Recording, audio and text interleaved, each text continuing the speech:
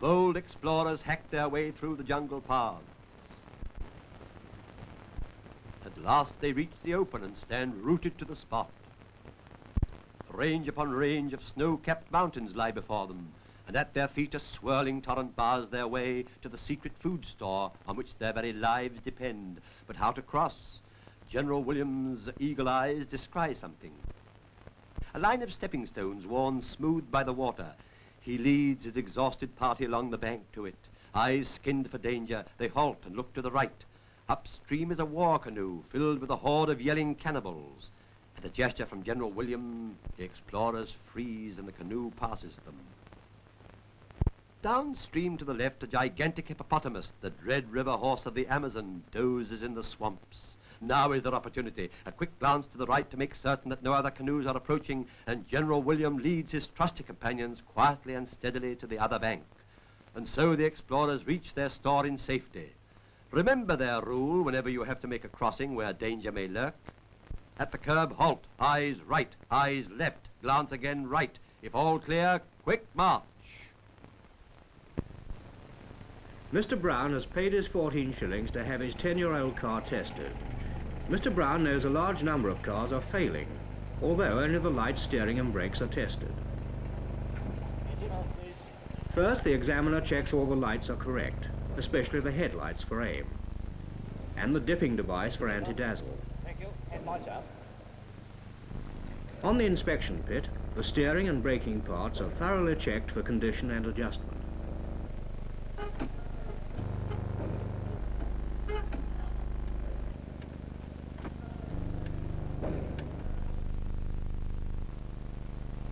Then the car's braking is tested with a decelerometer that checks whether the brake stopping power is adequate for the weight of the car. Mr. Brown's car has passed. He must have looked after it.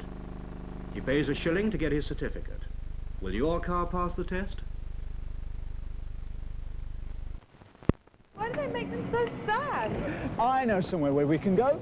Where? Uh-huh. Come on. Come on. Look there. You are funny. I'll drink to that. If you think that's funny, you should see me dance. Come on. Whoops. That's the third time I missed your toes. That'd be lovely. You look lovely.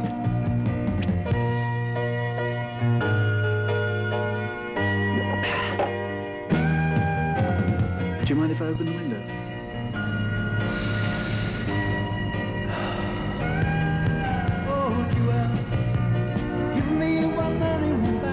Mike, look out!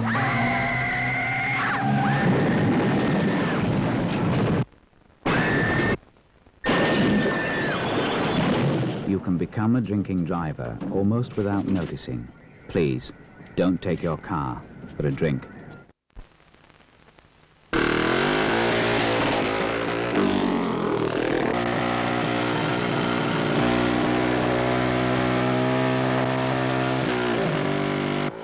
Brake horsepower, 350cc. Standing lap time, 66.3 seconds. This is a rider's machine, valuable but replaceable. This is a rider's head, valuable and not replaceable. Protect yours by wearing a helmet. Always wear a safety helmet.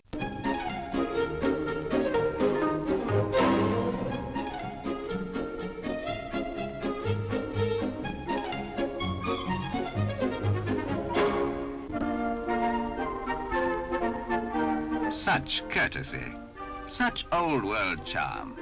But supposing the girl hadn't been so attractive, or a few years older maybe, or suppose she'd been driving a car. Yes, how would you have behaved if she'd been driving a car, if she'd been just a woman driver?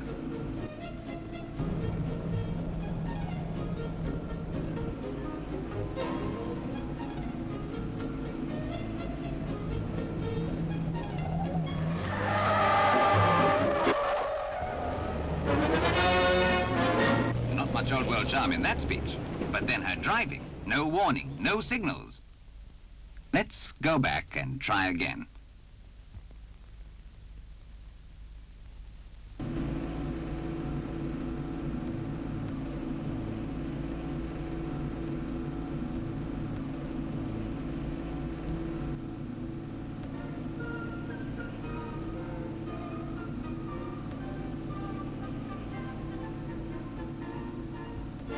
That's better.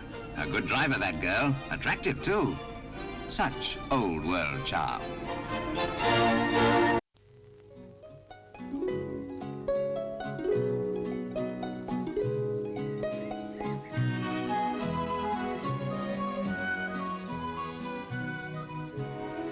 This is Tom.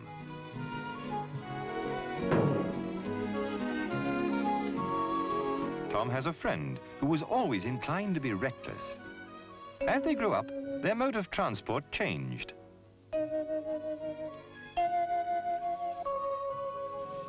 But the careless driving of Tom's friend didn't improve.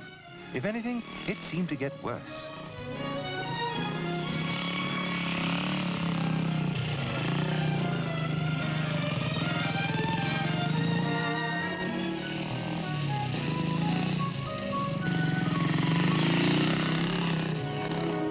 He was always rushing here and there with as much speed and noise as possible. He'd forgotten he was now riding this and not that.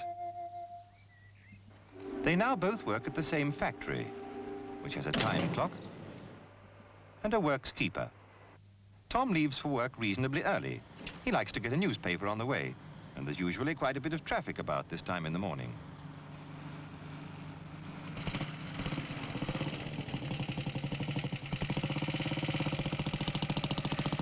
And Tom's friend, well, he's just getting up.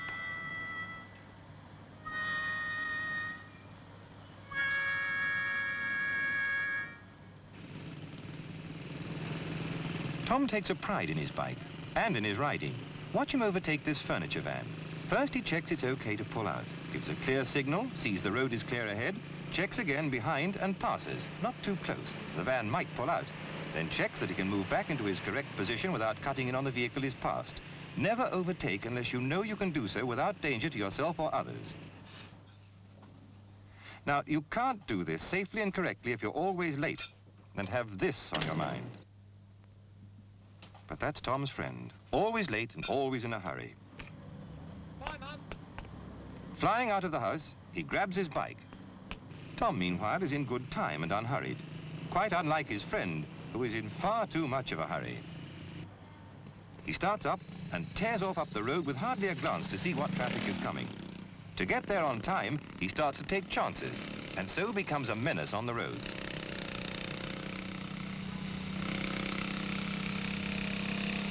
The roads you travel on each day become very familiar. You think you know just what traffic to expect at every junction. This can be very dangerous. It's the unexpected that causes accidents. Tom, approaching a crossroads, always takes the same precautions. Approaching in the normal position, well to the left of the road, he checks oncoming traffic. Looks behind, then gives a clear signal that he intends to slow down or stop. He slows down, looks right, left, and right again. Never rely on signals given by anyone except a policeman. Satisfied the road is clear, he accelerates and clears the crossing as quickly as possible.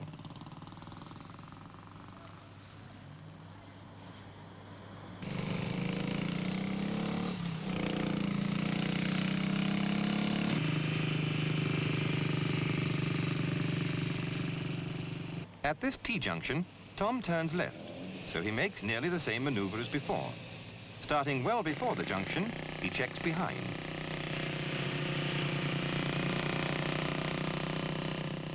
Changes down and reduces speed, then clearly signals his intention. When he reaches the junction, he looks right, left, and right again, giving way to the lady in a hurry.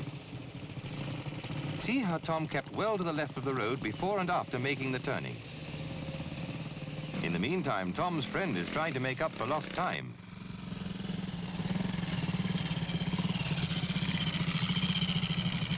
As time gets shorter,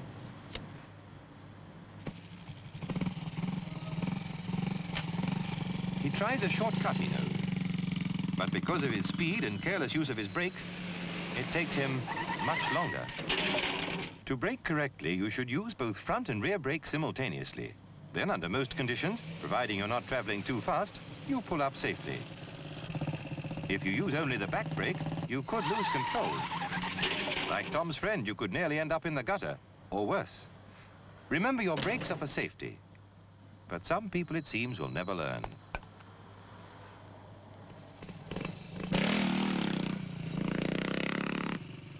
Tom is in good time to get his paper this morning. The nearest shop to the factory is the one just right at the next crossroads. It's a main road, a tricky crossing. Well before the junction, Tom checks the following traffic. The road is clear, so he signals, "I intend to move out or turn right." He then changes down and reduces speed, keeping to a position slightly left of the center of the road. Looks to the rear again and gives a clear signal, "I intend to turn right." Reduces speed, checks oncoming traffic and pedestrians. The road is now clear. Notice the wide curve he makes, not cutting across the corner. Then he takes up his new position well to the left of the road. Makes a clear signal he intends to slow down and stop.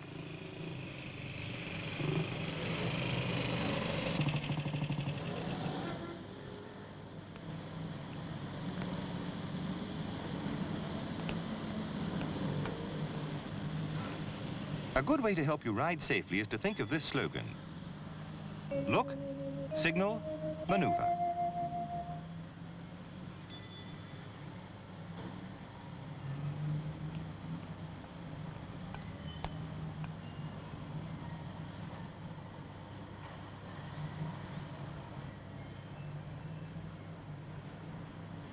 Watch Tom this time. Look, signal, maneuver. Simple, isn't it? Well before approaching the crossroads again, Tom starts his drill. Look, signal, maneuver.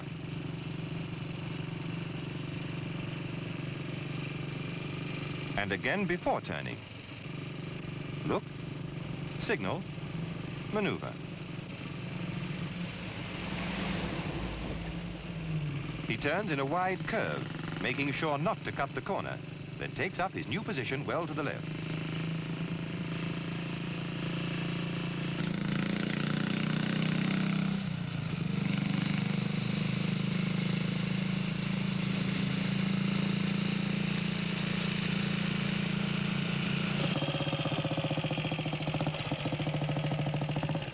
As Tom arrives at the factory, his friend is tearing along full of bravado. He'll just make it again. Watch out!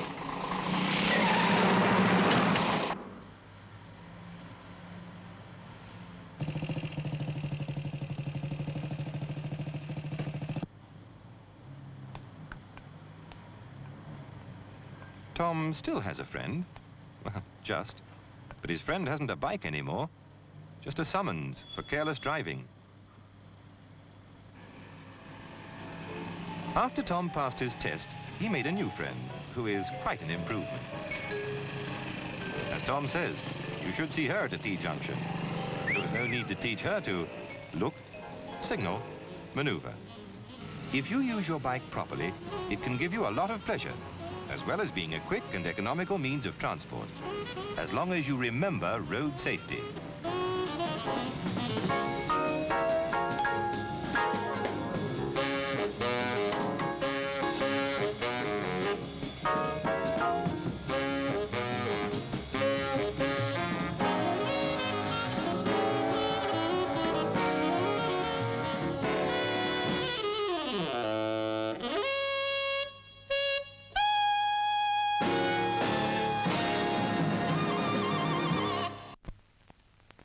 Have you ever given blood, and have you ever wondered what happens to it when you have?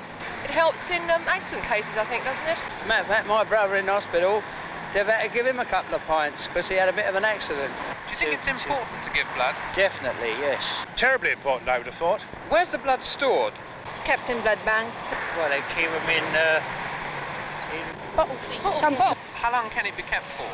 I have no idea. Is it 6 months? I believe in cold storage something up to a year. What people don't realise is that blood only keeps 3 weeks, so is used almost at once. Did you know that? And so your blood's needed urgently. Please give some.